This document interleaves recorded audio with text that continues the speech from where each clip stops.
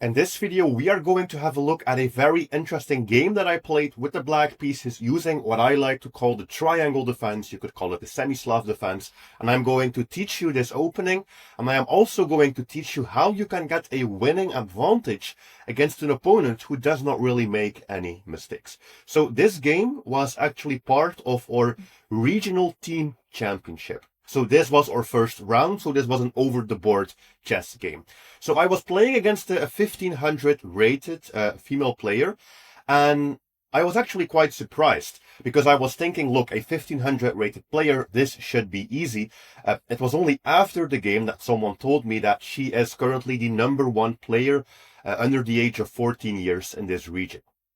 For females, and the #4, I think, in general.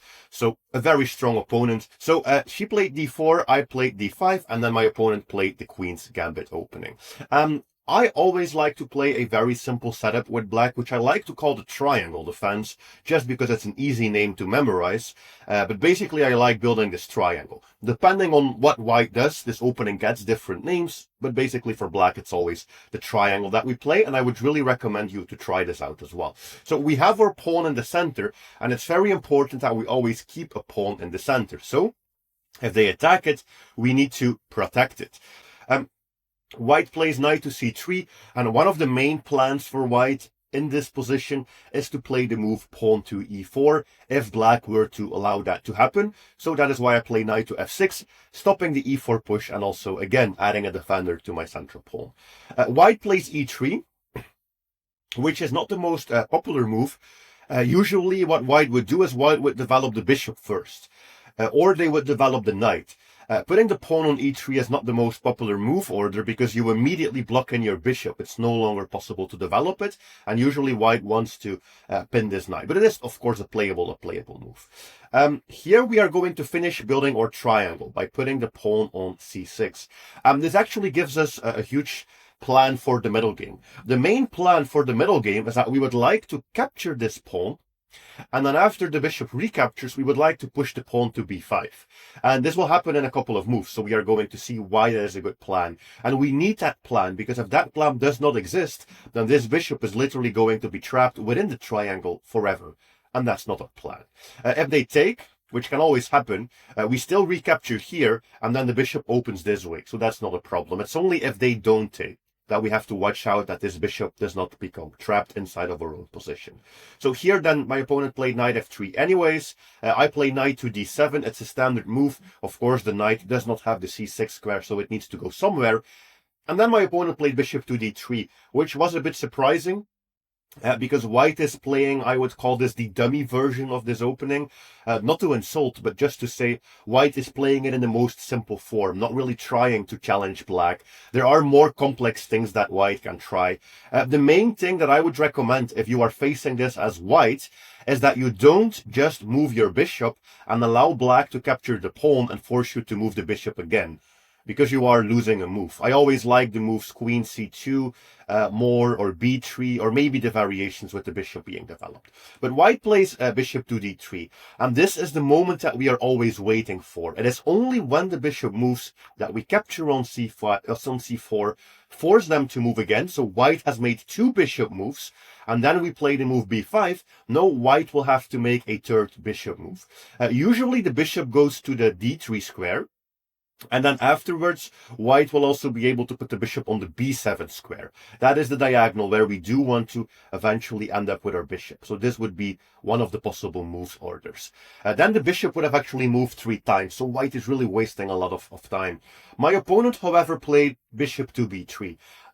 This is just not really a move that is usually played, so I was out of theory. From this moment, I was not 100% sure anymore what to do, but I was sure that this move was not correct. Why is this move not correct? How can you know that? Well, if you play a d4 opening, your main plan in the middle game is to play e4, right? You want 2 pawns in the center eventually. The bishop here supports that. This bishop looks like it's on a good diagonal, but it's actually doing nothing here. So, okay, 3 bishop moves for my opponent. Bishop to b7, a3. I think they wanted to stop my move bishop b4, which is not a move I would play, but okay. And then I played a6. And a6 looks strange, but it is incredibly important. Because if we look at this bishop is actually still stuck. It is still stuck. It's still behind one of its pawns. So the only way to really get the bishop in the game would be to move the pawn. But if we move the pawn, we always just drop the pawn on b5. So you need to build the big triangle first. Then you need to build the mini triangle. And then you will be able to play the move c5. So my opponent probably realized that the bishop was misplaced and they moved it back to the c2 square. Okay, that is 4 bishop moves so far. So I knew at this point that black should already be better. Just based on a bit of opening mistakes by the opponent, black should be better because white has literally made 4 out of 10 moves with a single bishop just to end up on the same diagonal where it initially started. That's not really great. What do you play as black? Of course, pawn to c5. We want to open up the position. Usually white should just ignore this and castle, and then the game continues. But my opponent just took this pawn, which means I can develop one of my pieces. We have to make the choice between the knight and the bishop. Which piece is generally best? There is a general rule you can use for this. If your bishop has not moved yet, it's the bishop. That's it. And if the bishop had already moved, I would do it with the knight. Both pieces have their advantage. In the game, of course, I did it with the bishop, based on my rule. But you could also do it with the knight. The advantage of doing it with the knight is that 2 knights are now both looking at this e4 square, together with the bishop. So we have a lot of control over e4. Remember, what did I say was the best plan for white? Playing pawn to e4. The reason I did not play this move is because I am really trying to avoid getting draws against lower rated players. It's something that I have been struggling with recently a little bit. And I'm trying to fix this problem. I don't want to get draws anymore against anyone below 2000, I would say. So this just gives them the option to exchange queens. And after that, yeah, the queens are gone. Maybe we would play in the center, lots and lots and lots of trades. Yeah, how are you going to win a game if there are no pieces on the board? So that is why I did not play the move knight to c5. So bishop c5, castles, and I castled. There are actually sharper moves, but all of this is still fine. My opponent plays b4, which makes a lot of sense. And now I will ask you a great question. Where do we go with the bishop? Do we go to the red square? Do we go to the blue square? Or do we go to the orange square? By the way, the green square is not an option because you would literally just drop your bishop. So let's not do that. Which one of these would you choose? Pick a color now. The solution, at least the move I would play, would be the red square. So the red square is the best square. Or if you really want to keep the bishop on this diagonal, you could also go to the a7 square. These are the possible squares that you could go to. And I'm going to explain why. So the first choice you need to make is which diagonal do I want my bishop to be on? Do I want my bishop to just be on this one single diagonal? Only one diagonal, then you keep it here. Is this useful? Depends a little bit.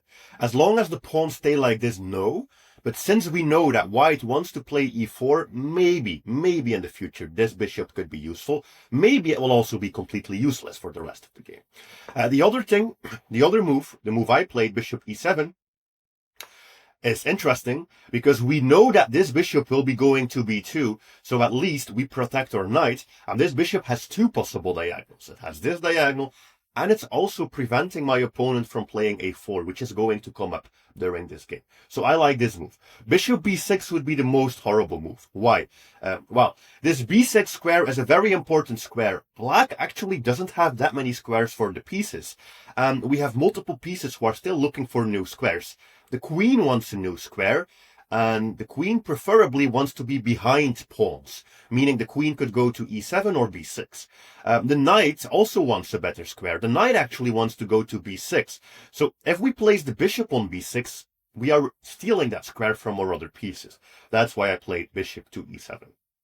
So, by the way, I don't want it to sound like my opponent played horribly here. I think they played decent, they just did not follow any opening theory. So I was a little bit confused because I already have a better position as black. And I think white really struggled for a plan here, which is logical because they wasted too many moves to the point where it's hard for them to play anything. e4 is really their main plan. But it's too late, and they have misplayed it already too much. I think we can get a rook here to this file, hitting 3 pieces at the same time, and we are always going to get a pleasant position from this. So my opponent played knight to d2, not 100% sure. I think their plan was to fight for that e4 square with the pieces. All right. Here I have many options, and I think I misplayed this a little bit, because I have to tell you something about this game. I think this game could have been literally one of my best positional games that I have played recently. But I made a big mistake during this game. The biggest mistake I actually made during this game is underestimating my opponent. I had no clue who my opponent was. I thought this is just a 15-year-old, a 1500 rated child, basically. So this is not going to be super difficult. By move 14, I think I was up 45 minutes on the clock already. So I decided to actually just play the rest of the game incredibly quickly, hope for a simple mistake because my opponent is lower rated. I realized after the game, as you will see in a couple of moves, that this is not the right strategy. I should always play at my best capacity, no matter what the opponent is, who they are, what their rating is, and just respect them and not play quickly hoping that they make a mistake. It's a bit childish of me, but that's what I actually tried in this game. So knight d2. All right, I play queen c7. There are better moves, but queen c7 hits the knight. A slightly better sequence is to do that with the rook. Bishop to b2 protects the knight. And then we have some very simple moves. Rook to the center, queen to e2, and then the rook to the center again.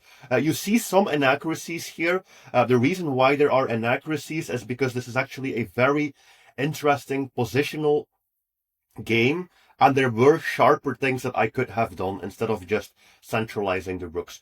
The main plan that I should have gone for, which would have been slightly better instead of all of this, was literally to play knight e5 and go with the knight to d3. And I was actually looking at that for quite a while. That was one of my plans, to go to d3 with my knight. I'll show you an example. For example, bishop here, knight goes to d3. It's a very annoying piece, and white needs to give me a bishop for a knight.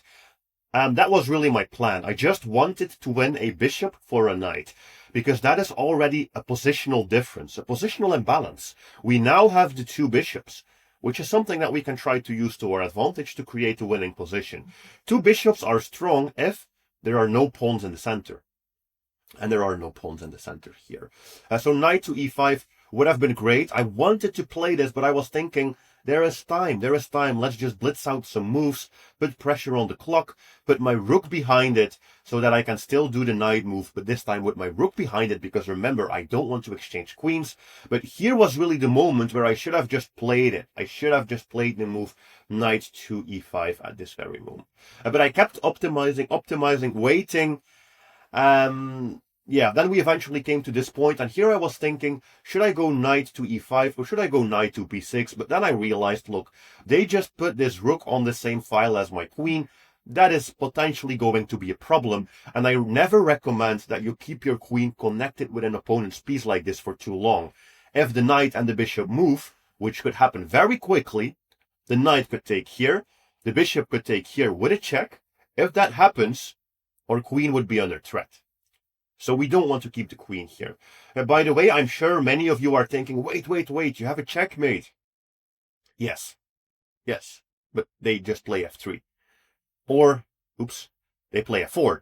Or they play knight f3. So yes, that's a checkmate threat, but it's a very simple threat. It's not really going to work. Instead of playing for this checkmate threat, I decided to go back with the queen. And there is a very interesting positional strategy that I want to teach you from this position. You can always build a battery by lining up your queen and bishop like this. So not the checkmate threat version, but the other way around, with the queen at the back. It's not going to lead to checkmate, but it puts great pressure on their position. It can be annoying to deal with, especially if the knight is already gone from the square. So that's why I played queen to b8. By the way, there are a lot of sharper positional moves possible, but if I were to explain every single one of them, this would literally be a 1 hour long video. But the main plan that I should have gone for earlier was basically knight to d3. That's the reason I have lost some of my advantage, even though I haven't really made any mistakes so far. White just continues with their plan. Knight to e4 is still the best thing for me to do as knight e5. It will be that way for the entire game probably, but I play the move queen a8 again, moving nearly instantly, and I think by this time I was up 50 minutes on the clock already. All right, we have this pressure on the knight, and this is actually quite an interesting position, because we have 1, 2, 3 attackers on the knight. And there's also in some lines the possibility, I think, to sacrifice a rook, make them recapture. If they recapture with the bishop, they would lose the knight. And if they recapture with the knight, they would lose the pawn in front of their king. So problems are starting to happen here for for white. White plays pawn to f3, protecting this knight, solving that problem, but creating a small new problem. The new problem that they created is that this pawn structure is 100% superior to this pawn structure, because this pawn has now been weakened. This pawn has been weakened. It's a target. It's a target on the same diagonal as the king. And it's a target that we can quite easily attack with multiple pieces. So from this point, I really had a clear plan, which is that I wanted to attack that pawn that I just colored in blue, and I wanted to win it. So my first plan was, let's see if I can exchange this dark squared bishop for my knight. Because if I can achieve this, then the dark squared bishop is gone, and there is no counterpart for my bishop, and I can put some pressure on this pawn. So the next sequence was knight b6, bishop d3, and then knight to c4. The plan being, of course, to take this bishop and eliminate it so that we have more pressure on the dark square, plus the knight by itself is actually already putting pressure on the dark square. My opponent can stop my plan by giving me the light squared bishop, but I still gained the bishop pair, meaning I still have the two bishops in an open position. That was my plan. So that would be great for me as well. White played rook d1, just allowing me to capture that dark squared bishop, which I did, and they recapture. So now we have a clear target. The target really is to try to win this pawn on e3, and that is how we can win the game. Sadly, I was still blitzing out all of my moves, and I somewhat misplayed this position as well. So queen to a7, attacking the pawn, pinning it to the king. If you want to win a pawn or a piece, whatever, pinning it is a great start of your strategy. And then my opponent played queen to e2 to protect the pawn. And there's actually already a winning sequence here for black. But again, this entire game, I was just not really using any of my time. I was just blitzing out the moves. So how can we win here? I'm going to show you a nice sequence. For example, bishop takes knight. If bishop takes bishop, my opponent straight up loses. They straight up lose. Check. And if they recapture with the rook, they lose the knight. And if they recapture with the knight, they lose the rook. So after I capture this, they cannot take with the bishop. They have to take with the knight. And that's important, because if we can remove this knight, that means we now have the move knight to d5, and we immediately have two attackers onto this pawn, and the dark squared bishop, who could have gone to this square, is gone. That was my plan. Maybe take, rook here, and then all I need to do is activate another piece to attack, preferably my dark squared bishop. There is a very nice sequence, bishop d8, bishop b6. And this was actually what I was thinking the entire game, that I should just win this pawn, put 3 pieces on that pawn. Sadly, I did not play it. I decided to start rerouting this knight, trying to chase after the second bishop, which is a winning strategy, by the way. You can see the bar is black. It's a winning strategy. The other strategy was just simpler. All right. We are going after the second bishop. Knight to f2. And the great thing with this game, and the lesson that I want you to take away from this, is that you can really build up a completely winning advantage without your opponent making any real mistakes. Like, all that happened is my opponent made many small inaccuracies, many inaccurate moves, which leads to me getting a good opening, getting good pieces, winning the bishop for the knight. Here I could even win the second bishop for a knight, and slowly you can build up a winning advantage. But you have to try to create those imbalances actively. Think about what differences am I creating in this game. So at this point, there are many interesting things I could play, but I decided to try a tactic, because I think at this point my opponent had like 5 minutes left on the clock, something like that, not that much, and I had more than 1 hour left. So yeah, I barely used time during this game. I played queen a8 because this sets up an amazing tactic. Imagine if white just plays a bit of a random move, maybe trying to double the rooks. There is the move knight takes f3, and if pawn takes f3, bishop takes f3, with a check, also winning the queen. Just one example of how strong this attack is with the queen, bishop, and knight. So my opponent really has to do something about this, which they did. They played the move bishop to e4. All right. And there is actually, again, multiple ways here to create a winning position. The winning position for black is always the same. I never went for it, but the winning position is always the same. It's always this. You take a bunch of things, and then you start attacking the dark squared pawn. And then you win the dark squared pawn. and then you win the game. Plus, this dark squared pawn is also weak. Instead of playing all of that, I played the move knight c4, which is still winning. It's still winning. The only reason it's a mistake is because it's not the sharpest way to win. This also attacks the two weaknesses. It's just in a slightly different move order. And here comes the most horrible part of this game. My opponent played the move a4, and I think she had less than 1 minute on the clock, or maybe 1 minute 30 seconds on the clock when she played the move pawn to a4. And this is why I said in the beginning that I had the wrong attitude during this game. She played this move, and I was thinking, wait a minute. That's a free pawn. And after she made it, she also went like, this is not good, this is not good. I just dropped my pawn. And of course, what did I do? I just took the pawn instantly. But taking the pawn instantly is actually a huge mistake. If you take the pawn for free, the game ends in a draw. And you lose your entire advantage. So that's not good. What should I have done here? Well, think for more than 3 seconds. That's the first thing. And basically, we have a pawn that we can win. But if we can win a pawn, that means we can create a winning endgame. If we know that we are going to get a winning endgame, we would like to do that with a big amount of pieces removed from the board. So what's the best move? Rook takes d1, removing the rook. Bishop takes bishop, removing the bishop. And then I would say, thank you for the free pawn. Maybe they can capture. I can capture. And black wins this game. Black has a passed pawn. No problems. Clean pawn up. The positional play strategy played off. I got my advantage. I won one of the dark squared pawns, which I knew I was going to win. But instead I took, and I think most people would actually not realize why taking is a mistake. It's a mistake because of a very interesting sequence. White should capture on d8, basically. If white captures on d8, white gets a draw. Instead they took here, but I still was just blitzing out moves instantly, so I just took the bishop, took the knight. I still have the option to take the rook, which still gives us the winning endgame. And here I was surprised. My opponent literally found, with maybe 30 seconds on the clock or something, a sequence to draw the game. Very interesting. Bishop takes b7, which works. Not sure why it's an accuracy. This works. Bishop takes b7. And we have a problem. The bishop is hanging. The knight could be under attack twice. White can take or rook, make the rook move and remove the defender from the knight, or queen is hanging. And if we recapture the bishop, and probably queen takes c4 actually. And this bishop is still hanging, and what's going on with these pawns? We would probably even have to move the bishop, and we would even lose a pawn. We would be down a pawn, we would be losing in that sequence.